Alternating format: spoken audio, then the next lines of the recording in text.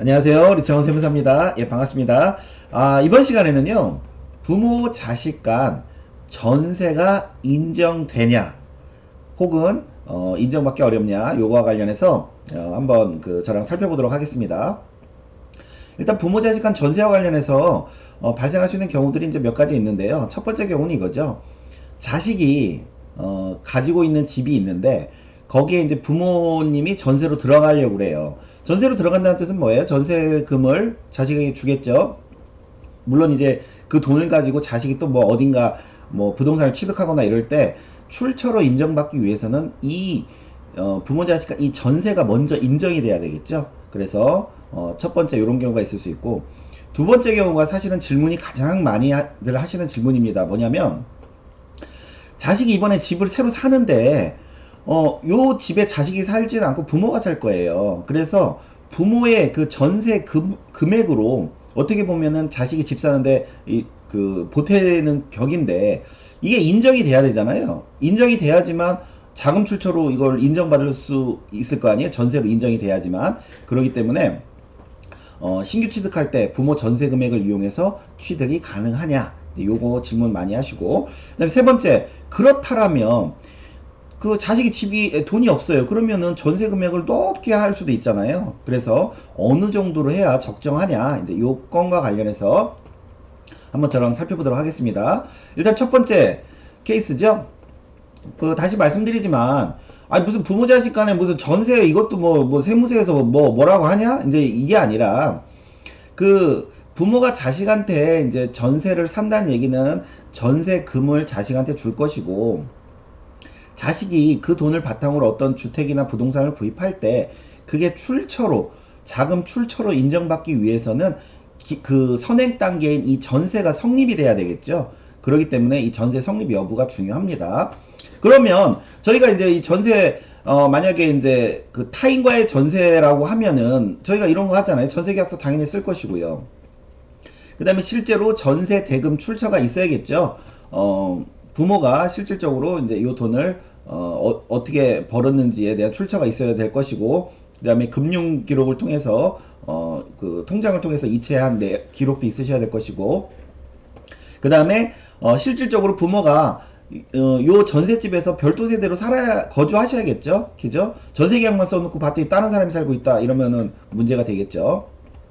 그 다음에 추후에 이제 부모님이 여기 살다가 이제 여기서 떠날 때, 다른 데로 이사할 때 반드시 이 전세금도 반환해 주셔야겠죠. 안 그러면 이건 이 전세금만큼 중요한 거나 마찬가지잖아요. 그렇죠? 그래서 타인과의 전세처럼 이런 객관적인 이런 증빙도 있고 실제 전세가 맞다면 당연히 부모 자식 간 전세는 인정이 되겠죠. 되는데 이제 두 번째 경우가 사실은 실무에서 많이들 물어보시는 내용인데요. 뭐냐면 이거죠. 자식이 집을 신규로 취득할 때 부모 전세금을 이용할 수 있느냐. 예를 들어서 5억짜리 집을 취득하는데 자식이 돈 2억밖에 없어요. 그래서 부모 전세금, 부모가 이 집에서 살 거거든요. 그래서 부모가 전세금으로 이제 3억을 준 그 돈으로 집을 이제 살려고 하는데, 이게 가능하냐 이거죠. 가능하냐. 일단은요, 당연히 전세계약서 쓰셔야 될 것이고, 이 3억에 대해서 뭐 전세대금에 대한 출처가 있으셔야 되고, 이체 금융기록이 있으셔야 될 것이고, 당연히 부모님이 이 집, 신규 집에서 자식과 별도 세대로 이제 거주하셔야겠죠. 그리고 나중에 이제 그 부모님이 이 집을 떠날 때, 이사할 때 반드시 이 3억 반드시 반환해 주셔야겠죠. 안 그러면 결국 이 집 살 때 3억 보태준 거밖에 안 되잖아요. 그죠? 그래서 나중에 반환이 중요할 것이고요. 그 다음에 이제 전세 금액의 적정성도 중요합니다. 왜냐면 지금 자식이 이제 지금의 경우는 2억은 있고 부모가 전세 계약을 3억으로 했는데 자식이 1억밖에 없어요. 그럼 전세 계약을 4억으로 하면 안 되나? 아니면 자식 5천밖에 없어요. 그럼 전세 계약을 4억 5천으로 하면 안 되나? 이럴 수도 있잖아요. 그렇기 때문에 이 적정성 여부도 중요합니다. 이게 나중에 이제 자금 출처 조사나 뭐 증여 조사 같은 거 할 때요, 이렇게 부모 전세를 끼고서 사는 경우에 이렇게 세무서와 마찰이 많을 수가 있어요. 세무서 시각은 이거거든요. 야, 이런 식으로 하면 뭐 부모가 집 다 사줄 수 있게?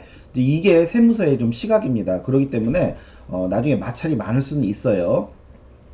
그렇지만 제 개인 생각으로는 보통 저희가 이제 자금 출처 조사라는 게 집 사자마자 바로 나오고 이러는 게 아니잖아요. 국세청 인력과 시간 관계상 대체로 시간이 좀 흘러서 나오는 경우가 많습니다. 그리고 취득 후 몇 년 지나서 이제 조사가 나왔어요. 자금 출처 조사나 증여 조사가 나왔는데 실제로 부모가 거기 살고 있어요. 독립세대로 자식은 딴 데 살고 있고, 그리고 앞서 이런 서류들 다 있어요. 다 있으면은 이거 소명하시면 될 것 같고요. 그 다음에 이제 부모님이 안 살고 이제 다른 세입자로 바뀌었다라면 그 전세금을 상환한 반환한 그 금융기록 같은 것들이 있으시면 될 것 같고요. 그 다음에 처음에 집 사는데 보태라고 좀 전세 계약을 좀 과다하게 했다라면 역시나 그 신규 전세금과 그 대출 등을 이용해서 하여튼 반드시 이건 갚으셔야 됩니다. 이거 안 갚으면 안 되겠죠.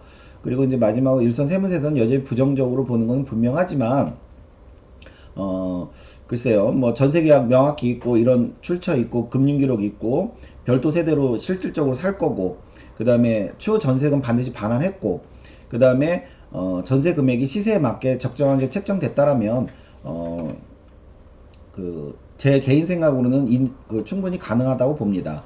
근데 그러면 이제 전세 금액이 어떻게 해야 되냐 이제 이거죠. 전세 금액.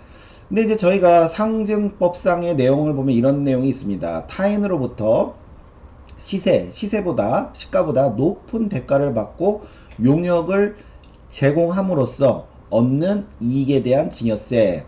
그래서 단 이제 시가의 30% 미만인 경우는 증여세가 없다.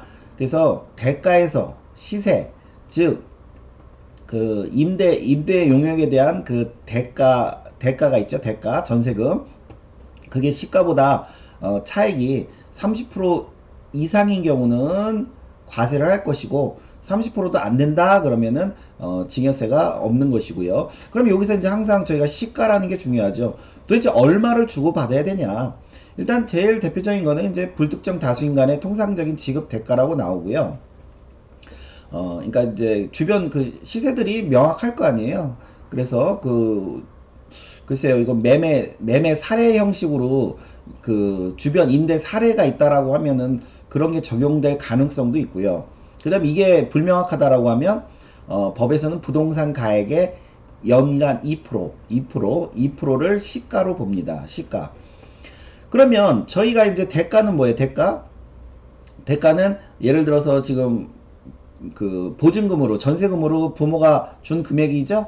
그 금액을 정기예금 이자율로 곱한 것만큼이 연간 대가겠죠. 임대료 대가.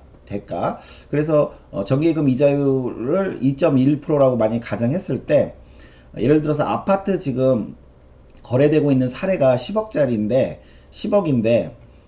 여기 전세 보증금으로 예를 들어서 부모가 8억으로 들어와 있다 라고 할 때, 저희가 이제 시세는 뭐예요? 시세는 아까 부동산 가액의 2%, 그러면은 10억에 2%면 얼마예요? 2천이죠. 2천. 연 2천이죠. 연 2천.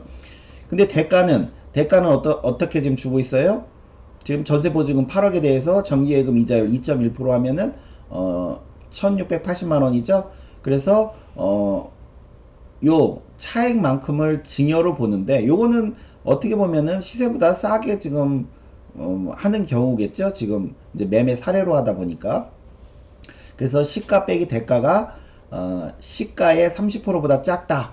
시가의 30%보다 작다. 작은 경우는 증여세가 없다고 그랬죠. 그래서 이 경우는 증여세가 없는 경우겠고요. 그 다음에 이제 역으로 상가 같은 경우는 매매 사례라는 거를 사실은 적용하기 어렵기 때문에 기준 시가 그 기준이 되는 요 가격으로 그 보통 부동산 가액을 보는데, 보증금은 8억이에요. 예를 들어서. 왜냐하면 시세가 높기 때문에. 그러면은 시가는 그 부동산 가액의 2%라고 하면 6억에 2% 하면은 연으로 1200이고요. 대가는 뭐죠? 아까 전세 보증금에 정기예금 이자율 곱한 거. 그러면은 요 경우는 이제 높은 가격으로, 어떻게 보면은 높은 가격으로 지금 그 임대 용역을 그 제공하는 거기 때문에 대가에서 시가 뺀 게 시가의 30%보다 이거는 크거나 같죠. 그러니까 이거는 증여 이익으로 보겠다. 요 차액만큼은 증여 이익으로 보겠다. 그래서 요 차액만큼 요거를 1년 단위로, 즉 1년에 지금 480을 이제 증여 받은 겁니다. 그럼 내년 또 계속 이 상태가 유지된다 그러면 내년에 또 480 더해 주는 거고요. 연 단위로 계속 이게 합산이 되는 거겠죠. 그래서 그 법에서는 일단은 시가를 이렇게 정해 놓고요. 대가와 차액이 30% 이상인 경우는 증여로 본다고 이렇게 나와 있고요. 그 다음에 저희가 주택 취득 자금 조달 및 입주 계획서라는 거, 이거 뭐 좀 보신 분들도 있고 못 보신 분들도 있으실 겁니다. 주로 이제 이것들은 투기 과열지구에 주택 가격 3억 원 이상 취득할 경우 계약일로부터 60일 내에 이런 걸 이제 제출하게 돼 있는데요. 투기 과열지구인 곳에 계신 분들은 당연히 보셨을 것이고, 그렇지 않은 곳에서는 뭐 이런 거 보지 못하셨을 건데요.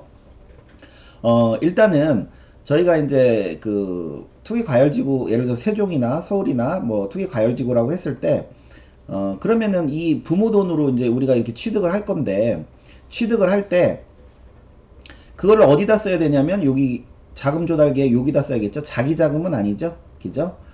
자기 자금은 아까 5억일 때 2억이 자기 자금이고, 3억, 부모의 전세금은 요 칸, 차입금 등에서 임대보증금 칸에, 요 칸에 쓰셔야 되겠죠? 만약에, 자금 출처로 이제 그걸로 그 쓴다라고 할 때는요. 그래서 여기다 쓰셔야 되고, 그리고 이제 또 여기 조심하실 내용은 이거죠. 여기 제출하신 주택 취득자금 조달 및 입주계획서는 국세청에서 국세청 등 관계기관에 통보되고, 그 다음에 참고 자료로 꼭 활용된다. 요거는 나중에 그러니까 증여조사나 그런 거 할 때 참고 자료가 된다는 거죠. 그래서 여기다가 부모님 점세금 그 쓰고 이 말씀드린 요 5가지 요런 것들을 잘 지킨다라고 하면 그 부모 자식 간 전세 관계도 인정받을 수 있으리라고 보입니다. 예.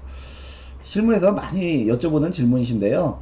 근데 이제 선뜻 뭐 그 부모 돈으로 이거 전세금으로 취득할 수 있냐 이런 것들을 많이 물어는 보세요. 물어보시는데, 근데 실상 이런 거는 준비도 거의 안 해놓고 나중에 전세금도 반환도 안 해요. 실제 그냥 살 때만 그냥 전세계약 쓰고 그냥 사주고 그걸로 끝나는 경우들이 많습니다. 그래서 이게 만약에 인정받으시려면 진짜 객관적으로 이런 것들을 다 잘 지키셔야지만 가능하리라고 봅니다. 예, 오늘 수업은 여기까지 하겠습니다. 감사합니다.